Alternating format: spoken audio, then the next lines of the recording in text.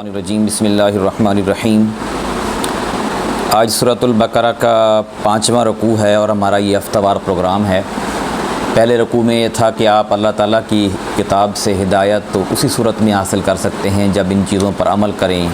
پھر منافقین کی دو اقسام بتائی گئیں، پھر اللہ تعالیٰ نے پوری انسانیت کو مخاطب کیا اور چیلنج دیا کہ اس جیسی کتاب بنا کے لاؤ، اور پھر اللہ تعالیٰ نے انسان کی تخلیق کی وجہ بتائی کہ میں نے انسان کو اپنا خلیفہ بنا کر دنیا میں زمین کے اوپر بھیجا ہے۔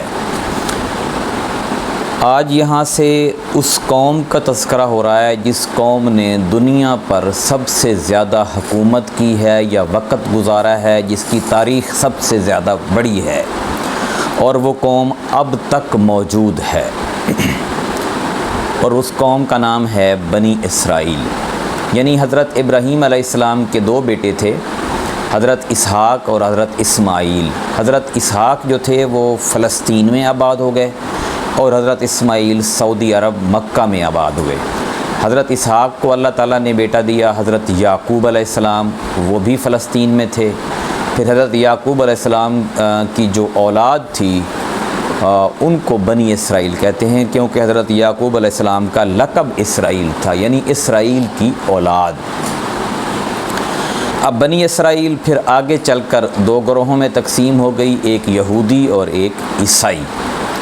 یہودی اب موجودہ اسرائیل جو ہے وہ ان کا ملک ہے، اور عیسائی پوری دنیا میں پائے جاتے ہیں، پاکستان میں بھی ہیں۔ تو اللہ تعالیٰ نے ایسی قوموں کا تذکرہ کیا ہے کہ جو خرافات ان کے اندر آ گئی تھیں وہ مسلمانوں کے اندر نہیں آنی چاہیے، اور انہی خرافات کا تذکرہ کیا ہے۔ یہاں سے آج آغاز ہے، اور مخاطب بھی اللہ تعالیٰ نے بنی اسرائیل کو ہی کیا ہے، کیونکہ فطرت کا تقاضا یہ ہے کہ جو اچھا بندہ ہو اس کو اچھائی کا ساتھ دینا چاہیے، اور جو برا ہو وہ ظاہرہ برائی کے ساتھ کھڑا ہوگا۔ تو چونکہ بنی اسرائیل اس وقت دنیا میں واحد قوم تھی جو اللہ کو مانتی تھی، آخرت کو مانتی تھی، اور قیامت کے دن کو، اللہ کی کتابوں کو، فرشتوں کو، اور ان ساری جو احکامات قرآن کے اندر آئے ہیں وہ ان کے اوپر پہلے سے ہی وہ عمل کر چکے تھے، اور ان کا ایمان بھی تھا۔ تو حکمت کا تقاضا یہی تھا کہ ان کو سب سے پہلے حضور صلی اللہ علیہ وسلم کی بات ماننی چاہیے، اور حضور صلی اللہ علیہ وسلم کی دعوت پر لبیک کہنا چاہیے، لیکن سب سے پہلے انہوں نے ہی مخالفت شروع کر دی، کیونکہ ان کی جو اجارہ داری تھی نا وہ ختم ہو رہی تھی۔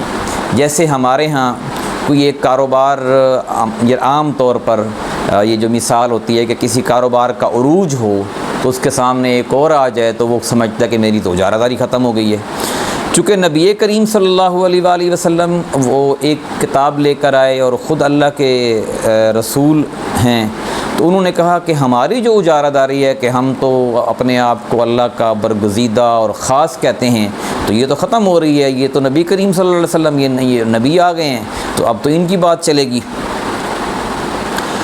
تو یہ سارا بیک گراؤنڈ تھا جس میں یہ نازل ہوئیں، اور یہاں سے آج آغاز ہے کہ یا بنی اسرائیل اذکروا نعمتی التی انعمت علیکم، اے بنی اسرائیل میری ان نعمتوں کو یاد کرو جو میں نے تم پر انعام کی، پوری نعمتیں۔ پھر ان کا تذکرہ بھی اللہ نے آگے قرآن میں کیا کہ میں نے تمہیں کیا کیا دیا۔ وَأَوْفُوا بِعَهْدِي أُوفِ بِعَهْدِكُمْ، میرے ساتھ جو تمہارا وعدہ ہے اسے تم پورا کرو، اور تمہارے ساتھ جو میرا وعدہ ہے اسے میں پورا کروں گا۔ اللہ تعالیٰ کا بنی اسرائیل کے ساتھ یہ وعدہ تھا کہ وہ ان کو دنیا کے اوپر حکومت دے گا، اور بنی اسرائیل کا یہ وعدہ تھا کہ وہ تورات کو صحیح معنوں میں قائم کریں گے، یعنی اس کو پڑھیں گے، ان کی تعلیمات پر عمل کریں گے۔ تو چونکہ بنی اسرائیل نے اپنے وعدے کو توڑا تو اللہ تعالیٰ نے بھی ان کو ذلیل کیا۔ وَإِيَّايَ فَارْهَبُونَ، اور خاص مجھ ہی سے ڈرو۔ وَآمِنُوا بِمَا أَنزَلْتُ مُصَدِّقًا لِمَا مَعَكُمْ وَلَا تَكُونُوا أَوَّلَ كَافِرٍ بِهِ، اور ایمان لاؤ اس کتاب پر جو میں نے نازل کی ہے، یعنی قرآن، اور وہ تمہاری کتاب کی تصدیق کرتی ہے۔ یعنی قرآن کہتا ہے کہ تورات یعنی تمہاری کتاب ٹھیک ہے، اللہ کی کتاب ہے، انجیل اللہ کی کتاب ہے، زبور اللہ کی کتاب ہے۔ جب قرآن تمہاری بات کی تصدیق کرتا ہے تو تم اس کی تصدیق کرو۔ وَلَا تَكُونُوا أَوَّلَ كَافِرٍ بِهِ، اور سب سے پہلے تم منکر نہ ہو جاؤ۔ وَلَا تَشْتَرُوا بِآيَاتِي ثَمَنًا قَلِيلًا، اور اللہ کی آیتوں کو تھوڑی تھوڑی قیمت پر بیچو نہ، یعنی جھوٹ بولنا، اور یہ اپنی طرف سے بات گھڑ کے کہہ دینا کہ یہ اللہ کا حکم ہے تاکہ آپ کی دکانداری اور اجارہ داری چلتی رہے. اور یہ بات ہمارے ذہن میں رہے کہ یہ ساری خرافات اب مسلمانوں میں موجود ہیں جو اس وقت موجود تھیں بنی اسرائیل میں اور ہیں. اب مسلمان بھی اسی طرح دین کو بیچ رہے ہیں, جھوٹ بول رہے ہیں اور قرآن سے دور ہو گئے ہیں. بلکہ آپ لوگ فیس بک پہ سنتے ہی ہوں گے تو اکثر یہی مولوی کہتے ہیں کہ قرآن کو نہ پڑھنا, گمراہ ہو جاؤ گے. بھئی اگر قرآن کو پڑھ کے گمراہ ہوتے ہیں تو پھر قرآن آیا کس لیے دنیا میں؟ قرآن تو آیا ہی اس لیے کہ اس کو پڑھ کے اس کے مطابق عمل کیا جائے. اس لیے تھوڑا ہے کہ آپ اس کو لکھ کے غلاف میں سجا کے اوپر رکھ دیں اور اس کو دیکھیں نہ کہ اللہ کا کلام کہتا کیا ہے. کبھی ایسا ہوا ہے کہ ایک نمائندہ جو ہوتا ہے, جیسے ہمارے ہاں اسسٹنٹ کمشنر نمائندہ ہے وزیر اعلیٰ کا, یا ڈپٹی کمشنر نمائندہ ہے وزیر اعلیٰ کا, اور اس کا حکم آئے اور اس حکم کو چوم کر کپڑے میں لپیٹ کر اوپر رکھ دے اور اس کو پڑھے ہی نہ, وہ اس کو 2 چپیڑیں لگائے گا اور نوکری سے ہی نکال دے گا. یہ ظلم مسلمان قرآن کے ساتھ کر رہے ہیں. بھائی اللہ کا حکم ہے, اللہ نے تمہارے لیے بھیجا ہے, انسانوں کے لیے, جانوروں کے لیے نہیں ہے. اور اس نے اس لیے بھیجا کہ اس نے کیا کہا ہے, اور جو محبت کرتا ہے اللہ سے وہ تو اس کو بار بار پڑھے گا اور دیکھے گا اچھا میرے رب نے کیا فرمایا ہے, میرا رب مجھ سے کیا چاہتا ہے.